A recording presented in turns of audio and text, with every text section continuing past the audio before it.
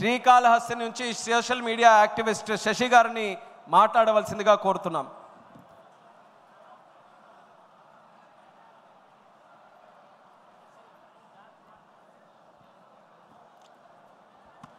అందరికీ నమస్కారం.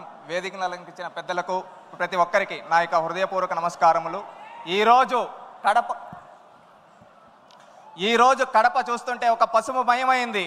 ఎందుకంటే ఈ కడప గడ్డ పైన ఎంతోమంది మహానుభావులు, మహనీయులు, కవులు, కళాకారులు పుట్టారు. ఈ కడపని మనం దేవుని గడపగా చెప్పుకుంటాం. అలాంటి దేవుని గడప ఈరోజు పసుపుమయమైంది. ఇక్కడ ఈ కడప గడ్డ పైన ఒక సాధారణ మధ్యతరగతి రైతు కుటుంబం నుంచి వచ్చిన నాకు ఇంత గొప్ప అవకాశం ఇచ్చిన చంద్రబాబు నాయుడు గారికి, నారా లోకేష్ గారికి నా పాదాభివందనాలు తెలియజేసుకుంటూ ఈరోజు మాదక ద్రవ్యాల వినియోగంపై ఉక్కుపాదం అనే తీర్మానాన్ని నన్ను ప్రవేశపెట్టమన్నందుకు ధన్యవాదాలు సార్. ఈరోజు ఒకటి చెప్పదలుచుకున్నాను సార్. ఏంటంటే మనం ఒకప్పుడు డ్రగ్స్ అంటే, అదేవిధంగా గంజాయి అంటే ఎక్కడ వినేవాళ్ళం? సినిమాల్లో చూసేవాళ్ళం. 2019కి ముందు ఎక్కడంటే ఏమన్నా డ్రగ్స్ ఎక్కడంటే ఇంటర్నేషనల్ మాఫియాలు చేస్తాయంట, ఈ విధంగా ఉంటుందా అని మనం సినిమాల్లో మాత్రమే చూసేవాళ్ళం. కానీ గత పాలకుల యొక్క నిర్లక్ష్యం వల్ల అది మన జిల్లాలు దాటి, నియోజకవర్గాలు దాటి మన గడప దాకా వచ్చింది. ఆ విధంగా ఎంతోమంది యువత గంజాయిలకు బానిసలై వాళ్ళ జీవితాలు నాశనమయ్యాయి. ఎందుకని ఈ మాట అంటున్నామంటే, గంజాయికి ఒక్కసారి బానిస అయితే వాళ్ళు విచక్షణ అనేది మరిచిపోతారు. ఆ విధంగా వాళ్ళు ఎన్నో తప్పులు చేస్తారు. దోపిడీలు, అదేవిధంగా దొంగతనాలు కావచ్చు, అదేవిధంగా మహిళలపైన అత్యాచారాలు కావచ్చు, బెట్టింగ్ యాప్స్లోనే ఎంతో లక్షలు అప్పులు చేసి సూసైడ్లు చేసుకునే వాళ్ళ వరకు యువత వెళ్ళిపోతూ ఉన్నారు. ఇలాగే ఎన్నో సంఘటనలు జరుగుతుంటే ఆనాడు నారా లోకేష్ గారు యువగలం పాదయాత్ర మొదలుపెట్టినప్పుడు, యువగలం పాదయాత్రలో మనం చూస్తే చంద్రగిరి నియోజకవర్గంలో ఒక మహిళ డైరెక్ట్గా కూడా చెప్పలేక పక్కకొచ్చి, అన్నా మా ఇంటిలో ఒక ఆడబిడ్డని ఈ విధంగా పాఠశాలకు వెళ్తూ ఉంటే అక్కడ గంజాయి ఇచ్చి శారీరకంగా వాడుకొని ఈ విధంగా చేస్తున్నారంటే, ఆ రోజు ఆయన కళ్ళల్లో కన్నీళ్లు తిరిగి ఈ విధంగా రాష్ట్రంలో ఎంతోమంది బాధపడుతున్నారు, వాళ్ళందరికీ పరిష్కారం చూపించాలని ఆ రోజే చెప్పాడు. ఈ రాయలసీమ గడ్డపై డ్రగ్స్ వద్దు బ్రో, గంజా వద్దు బ్రో అని చెప్పి ఆ రోజు నుంచి ఒక ఉద్యమంలా మొదలుపెట్టి, ఆ రోజు ఎవరన్నా గంజాయికి డ్రగ్స్కి బానిసలై ఉండుంటే వాళ్ళ తల్లిదండ్రులు వచ్చి ఆయనతో చెబితే అలాంటి వాళ్ళని తీసుకొని వచ్చి రీహాబిలేషన్ సెంటర్లో పెట్టి వాళ్ళని ఆదుకున్నాడు. ప్రభుత్వం ఏర్పడిన తర్వాత ఉక్కు పాదం మోపారు. ఏ విధంగా అంటే, మనం ఒక్కసారి చూసుకుంటే ప్రభుత్వం ఏర్పడిన వారం రోజుల్లోనే ఎక్కడెక్కడ డ్రగ్స్ ఉన్నాయో ఆ ప్రాంతాలన్నిటినీ ఏరి పారేశారు. అదేవిధంగా ఒకప్పుడు 11,000 ఎకరాలలో గంజాయి పండిస్తుంటే ఆ గంజాయిని మొత్తాన్ని రూపుమాపి అక్కడ గిరిజనుల్ని మార్చి అక్కడ అరకు కాఫీ వేసే విధంగా తయారు చేశారు మన నాయకుడు. గత పాలకులు అక్కడ ఏం చేసేవాళ్ళు? అమాయకులైన గిరిజనులను వాడుకొని ఏం చేసేవాళ్ళు? గంజాయి పండించేవాళ్ళు. కానీ నేడు మన నాయకుడు అదే వాళ్ళ చేత అరకు కాఫీ పండించి ప్రపంచ కుబేరుడు వరకు ఆ అరకు కాఫీని అందించి మన గిరిజనుల ఖ్యాతిని ప్రపంచానికి చాటాడు మన నాయకుడు. అదేవిధంగా లోకేష్ గారు, ఇది మనం చూసాం, పల్లె పల్లె వరకు వెళ్ళింది. దీన్ని రూపుమాపాలి. అది రూపుమాపాలంటే మళ్ళీ గ్రౌండ్ లెవెల్ నుంచే చేయాలని ప్రతి పాఠశాలలో ఈగల్ టీంలు ఏర్పాటు చేసి ఎక్కడికక్కడ దీన్ని రూపుమాపడానికి చర్యలు తీసుకుంటూ నిరంతరం పర్యవేక్షిస్తూ ఉన్నారు. ఈ విధంగా పర్యవేక్షిస్తూ గంజాయి రహిత ఆంధ్రప్రదేశ్గా గత సంవత్సరం రోజులో మార్చడం జరిగింది. ఇదే విధంగా నేను ఒక్కటి చెప్పదలుచుకున్నాను. డ్రగ్స్ గురించి, గంజాయి గురించి నేను ఒక యువకుడుగా నేను ఎన్నో చూశాను. నా మిత్రులు కావచ్చు, నాకు తెలిసిన వాళ్ళు కావచ్చు, ఎంతోమంది డ్రగ్స్కి, గంజాయికి బానిసలై వాళ్ళ జీవితాలు నాశనం అయిపోతుంటే కళ్ళల్లో నీళ్లు తిరిగేటివి. ఎందుకంటే వాళ్ళకి ఎందుకురా ఇలా చేస్తామంటే, ఏముందిరా ఇంకా జాబులు ఏముండాయి, ఏం చేస్తాం, ఇదేదో వేసుకుంటే కొంచెం రిలీఫ్ వస్తుందంట అని చెబుతూ ఉండేవాళ్ళు. అవి చూసినప్పుడు బాధ, ఆ ఆవేదన. దానికి పరిష్కారం ఎలా అంటే, ఆ రోజు చంద్రబాబు నాయుడు గారు చెప్పడం జరిగింది, లోకేష్ గారు చెప్పడం జరిగింది, మేము వస్తాం, స్కిల్ డెవలప్మెంట్ ట్రైనింగ్ ఇస్తాం, యువతకు ఉద్యోగాలు ఇస్తాం, ప్రతి ఒక్కరికి 20 లక్షల ఉద్యోగాలు యువగలం ద్వారా ఇస్తామని చెప్పి ఆ లక్ష్యానికి కట్టుబడి వచ్చిన వెంటనే మెగా డిఎస్సి పైన నోటిఫికేషన్ కావచ్చు, ఆ తర్వాత అనేక కంపెనీలని ఆర్సిలర్ మిట్టల్ కావచ్చు, గూగుల్ కావచ్చు, టీసీఎస్ కావచ్చు, మొన్న ఎల్జీ కావచ్చు, రిన్యూవబుల్ ఎనర్జీ కావచ్చు, రిలయన్స్ బయో ప్లాంట్స్ కావచ్చు, ఈ విధంగా ఎన్నో తీసుకొని వచ్చి యువత బానిసలవ్వాల్సింది డ్రగ్స్ కాదు, యువత వాళ్ళ లక్ష్యాల వైపు వెళ్ళాలి అని చెప్పారు.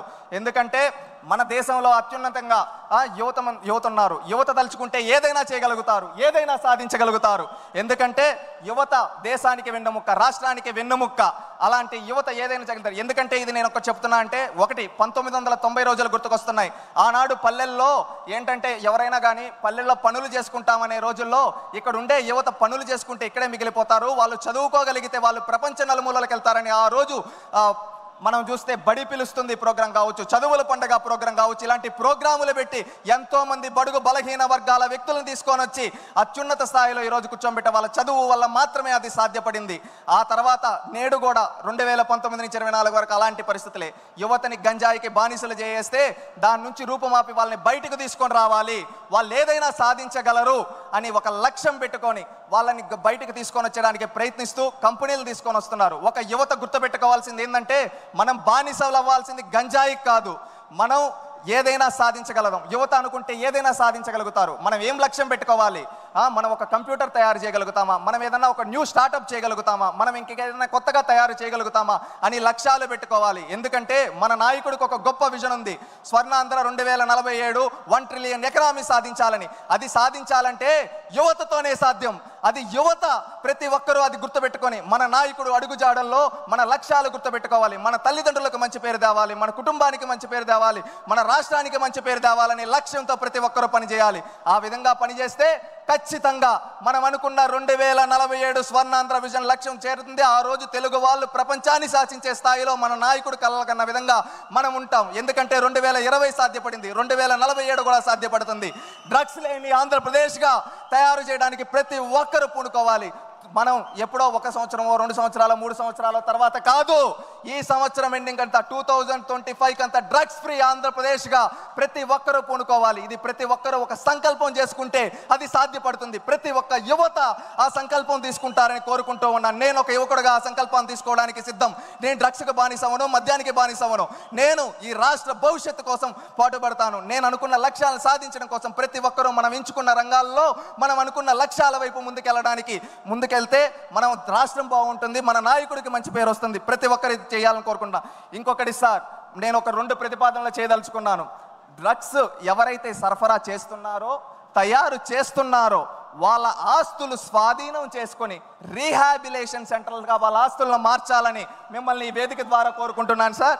అదేవిధంగా మనం వాట్సాప్ గవర్నెన్స్ చేసాం, ఎంతో అద్భుతంగా చేసాం. ఒకప్పుడు నాడు ఎన్టీ రామారావు గారు మండల వ్యవస్థ తీసుకొని వచ్చి పరిపాలన దగ్గర చేస్తే, ఆ తర్వాత ఈ సేవ తీసుకొని వచ్చి మీ సేవ తీసుకొని వచ్చి చంద్రబాబు నాయుడు గారి దగ్గర చేస్తే, నేడు నారా లోకేష్ గారు అరచేతిలో వాట్సాప్ గవర్నెన్స్ మన చేతిలో పెట్టాడు. ఎంతో అద్భుతంగా పనిచేస్తూ ఉంది. ఆ వాట్సాప్ గవర్నెన్స్ ద్వారా ఇప్పుడు మనం అంటూ ఉంటాం సార్, ఏదైనా ఫోటో తీసి పెడితే ఎక్కడైనా పెడితే అది ఈజీగా తీసుకోవచ్చు. అలాగే వాట్సాప్ గవర్నెన్స్లో ఒక ఫ్యూచర్ అనేది మనం తీసుకొని రావాల్సింది.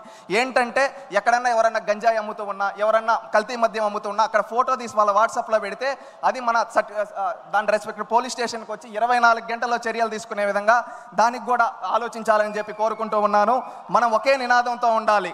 2047 స్వర్ణాంధ్ర విజన్తో పాటు అదేవిధంగా డ్రగ్స్ ఫ్రీ ఆంధ్రాగా కూడా మనం గుర్తుపెట్టుకోవాలి. మనందరం ఒక లక్ష్యాలని నిర్దేశించుకుంటూ మనం ముందుకెళ్ళాలి.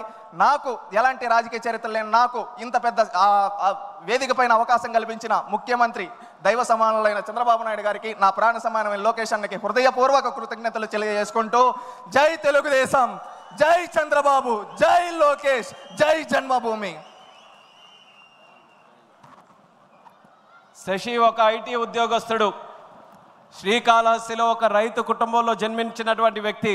కానీ పార్టీ కష్టాల్లో ఉందని, తనకు ఎంతో జీవితాన్ని ప్రసాదించినటువంటి ఈ యొక్క తెలుగుదేశం పార్టీ కష్టాల్లో ఉంటే, నేను కూడా సైనికుడిగా మారి ఈ కష్టాల్లో ఉన్నటువంటి పార్టీకి నా వంతుగా తోచినటువంటి సాయం చేయాలని ఉద్యోగాన్ని మాని పార్టీలోనే ఒక సోషల్ మీడియా యాక్టివిస్ట్గా ఈరోజు తయారై తెలుగుదేశం పార్టీ కండువా కప్పుకున్నటువంటి యువత ఆ శక్తి ఎలా ఉంటుంది, ఆ ఆలోచన ఎలా ఉంటుందో నిరూపించినటువంటి ఆ శశికి ఈ మహానాడు వేదిక ద్వారా మనస్ఫూర్తిగా అభినందనలు తెలియజేసుకుంటూ, ఇప్పుడు మన లోకేష్ అన్న గారు ప్రవేశపెట్టినటువంటి 3వ శాసనం